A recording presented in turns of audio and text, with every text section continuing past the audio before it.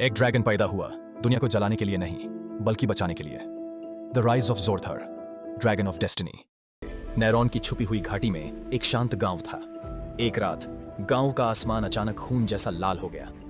पास की पुरानी पहाड़ी गुफा पर एक जोरदार बिजली गिरी। तेज रोशनी के बीच से एक बेबी ड्रैगन निकला जो सुनहरी रोशनी से चमक रहा था। गांव के बुजुर्ग ने यह देखा और धीरे से कहा, भविष्यवाणी सच थी, ड्रैगन ऑफ लाइट का जन्म हो चुका है।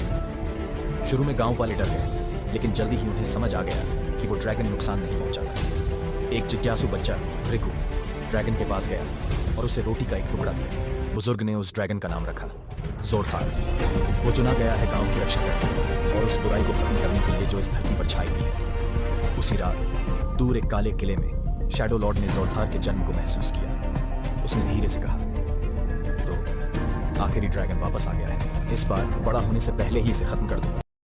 कई महीने बीत गए। जोरथर बहुत तेजी से बड़ा हो रहा था, उसका शरीर भी और उसकी ताकत भी। अब वो उड़ना सीख गया था।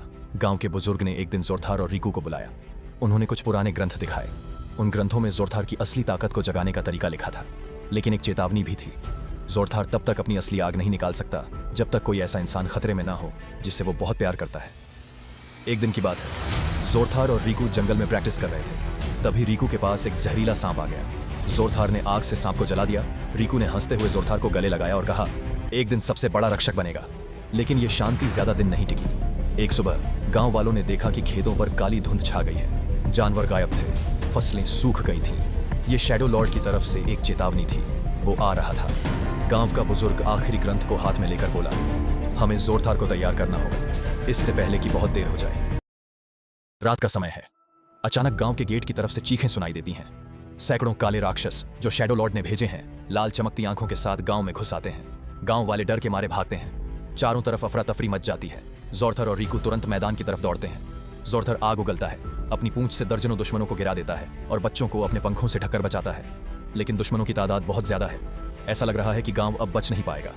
तभी जोरथार का सीना चमकने लगता है। वो इवॉल्व हो रहा है। उसकी खाल और मजबूत हो जाती है। उसके पंख और फैल जाते हैं। उसकी आंखें सूरज की तरह चमकने लगती हैं। लेकिन तभी रिकू को शैडो लॉर्ड का काला हाथ पकड़ लेता है और उसे अंधे जंगल की तरफ खींच ले जाता है। जोरथर उसकी चीख सुनता है और इतना जोर से दहाड़ता है कि पूरा आसमान हिल जाता है। जोरथर ने शैडो कैसल पर हमला कर दिया। रास्ते में जितने भी श्रापित राक्षस थे, सबको कुचलता गया। आसमान में बिजली कड़क रही थी।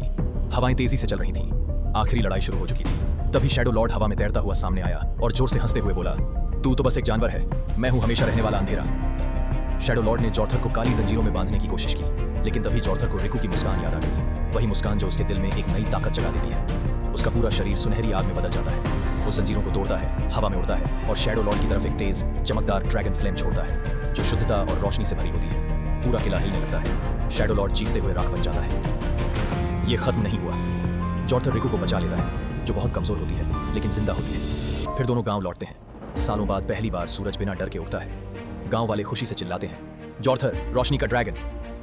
जोरथर पहाड़ की चोटी पर बैठा हुआ है, दूर क्षितिज को देख रहा है। नीचे से रिकू उसकी तरफ हाथ हिलाकर मुस्कुरा रही है। अगर आपको जोरथार की ये जबरदस्त जंग पसंद आई हो तो वीडियो को लाइक करें, कमेंट करके बताएं सबसे दमदार सीन कौन सा लगा।